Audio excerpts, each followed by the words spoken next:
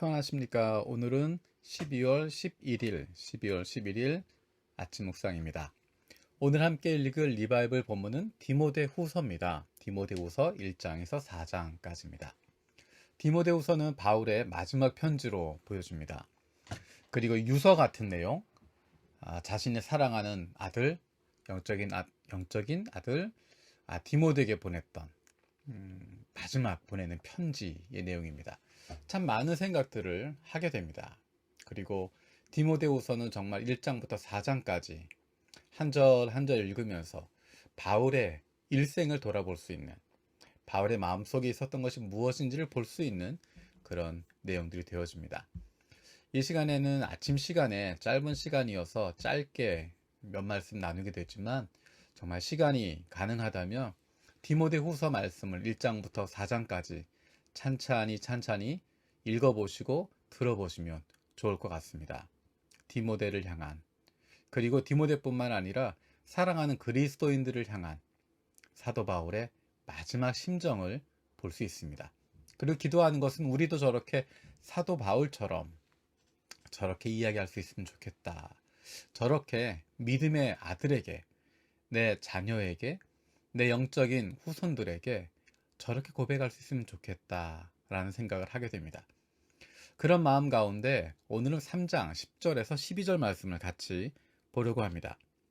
그러나 그대는 나의 가르침과 행동과 의향과 믿음과 오래 참음과 사랑과 인내를 따르며 안디옥과 이고니온과 루스드라에서 내가 겪은 박해와 고난을 함께 겪었습니다. 나는 그러한 박해를 견디어냈고 주님께서는 그 모든 박해에서 나를 건져내셨습니다. 그리스도 예수 안에서 경건하게 살려고 하는 사람들은 모두 박해를 받을 것입니다.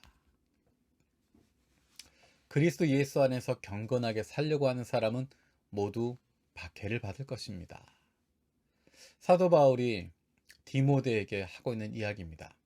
사실 디모데는 전에도 이야기했던 것처럼 사도 바울의 박해 현장에 있었던 사람입니다. 바울이 지금 이야기했던 것처럼 안디옥과 이고니온과 루스드라에서 돌에 맞아서 정말 죽은 것처럼 되었던, 모두가 죽었다라고 생각할 정도로 그렇게 박해를 받고 있었던 그 현장에 같이 있었던 사람이 바로 디모데였습니다. 바울은 마지막 편지에서 그 모습을 다시 한번 떠올립니다. 바울이 디모데에게 내가 이렇게 많은 교회를 개척했고 많은 사람들이 예수를 믿게 됐고 나 때문에 이런 일들이 일어나게 됐다, 내가 이런 일들을 이루었다, 이런 것을 성취했다, 그것을 이야기하는 것이 아니라 오히려 자신의 박해 현장에 있었던 그 디모데를 떠올리고 있습니다. 어떻게 보면 자신의 힘으로 아무것도 할 수 없는, 자신의 약함과 부족함, 모자람, 고난, 그 현장에 있었던 그 모습을 떠오르게 합니다. 그리고 바울은 자신이 가졌던 약함들, 고난들, 환난들, 그것들을 부끄러워하지 않고 있습니다. 자신이 가지고 있는 그런 약점들, 약한 것들, 연약한 것들, 부끄러운 것들, 그것을, 고난들, 그것을 부끄러워하지 않고 오히려 당당하게 이야기할 수 있는 것, 그것은 바울의 참된 강함이 자신에게 있는 것이 아니라 예수 그리스도로 말미암아 온다는 것을 보여주는 것입니다. 그것이 바로 바울이 보여주는 말씀의 힘입니다. 3장 17절에 이렇게 이야기합니다. 성경은 하나님의 사람을 유능하게 하고 그에게 온갖 선한 일을 할 수 있게 하는 것입니다. 바울이 자신의 능력으로, 자신의 힘으로 그렇게 된 것이 아니라 하나님의 말씀을 통해서 그렇게 변화되어지고, 성경이, 하나님의 말씀이 하나님의 사람을 유능하게 하고 온갖 선한 일을 할 수 있는 능력을 준다는 것입니다. 세상 사람들이 보기에 부끄러울 수 있는 것, 나의 연약함, 나의 모자람, 그것을 내놓을 수 있다고 하는 것, 이것이 얼마나 대단한 것인지 모릅니다. 그렇기 때문에 감출 필요도 없고, 그렇기 때문에 과장할 필요도 없고, 그렇기 때문에 다른 사람을 끌어내릴 필요도 없습니다. 내 약함, 내 모자람, 내 부족함, 그것을 통해서 일하시는 하나님을 드러내게 되는 것입니다. 또 한 가지 바울이 디모데에게 이야기하고 있는 또 하나의 이야기는 4장 16절에서 17절에 있는 내용입니다. 내가 처음 나를 변론할 때 내 편에 서서 나를 도와준 사람은 한 사람도 없습니다. 모두 나를 버리고 떠났습니다. 그러나 그들에게 허물이 돌아가지 않기를 빕니다. 주님께서 내 곁에 서셔서 나에게 힘을 주셨습니다. 그것은 나를 통하여 전도의 말씀이 완전히 전파되게 하시고 모든 이방 사람이 그것을 들을 수 있게 하시려는 것입니다. 주님께서 나를 사자의 입에서 건져내셨습니다. 주님께서 나를 모든 악한 일에서 건져내시고 또 구원하셔서 그분의 하늘나라에 들어가게 해 주실 것입니다. 그분께 영광이 영원무궁하도록 있기를 빕니다. 아멘. 사람들은 다 떠났다 이야기합니다. 나 혼자밖에 없다라고 이야기합니다. 하지만 사도 바울이 힘을 낼 수 있는 것은 17절, 18절에 있는 것처럼 주님께서 내 곁에 계시다라는 것입니다. 주님께서 나를 모든 악한 일에서 건지신다. 그리고 구원하신다. 그래서 마침내는 그분의 하늘나라에 들어가게 하실 줄을 믿는다라는 것입니다. 그 인생 사람에게 의지하지 않고 사람에게 붙들리지 않고 하나님과 함께하는 주님과 함께하는 주님으로 말미암아 힘을 얻고 주님으로 말미암아 담대함을 얻고 주님으로 말미암아 회복되었던 그 주님에게만 붙잡혀 있었던 그분에만 의지하고 있었던 그것이 바로 바울의 삶입니다. 그 모습을 디모데에게도 보여주고 있습니다.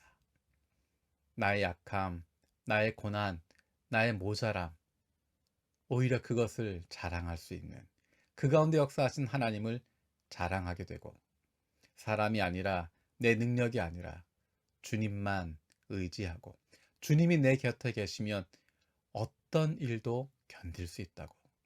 다른 것이 필요한 것이 아니라 주님과 함께하는 것, 그것을 가장 큰 행복으로 여기고 있었던 사도 바울의 모습. 그 모습을 디모데가 담기를 원하는 것이고 그 모습을 다른 그리스도의 사람들이 닮아가게 되어지기를 원하는 것입니다. 그 모습을 바로 저와 여러분들이 닮아가기를 사도 바울은 기도하고 있는 것입니다. 같이 기도하겠습니다.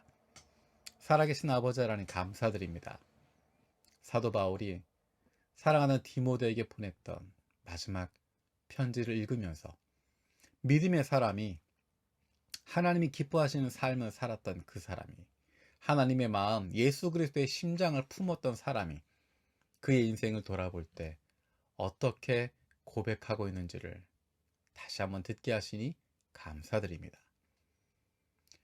나의 강함이나 내 업적이나 내가 이룬 것을 자랑하는 것이 아니라 오히려 나의 약함과 나의 고난을 나의 부끄럽고 나의 연약한 그것을 하나님 앞에 내어놓을 수 있고 사람들에게도 고백할 수 있는 그로 말미암아 그 약함 가운데 역사하시는 주님을 높일 수 있었던 바울의 모습을 기억합니다. 모두가 나를 떠나지만 주님께서는 언제나 나와 함께 하시고 언제나 나와 동행하신다고 하는 그 바울의 고백, 그 주님이 어제도 함께 하시고 지금도 함께 하실 뿐만 아니라 주님의 하늘나라에 들어가게 하실 줄 믿고 고백하고 있었던 바울처럼 우리도 그런 삶을 살아가게 하여 주시옵소서.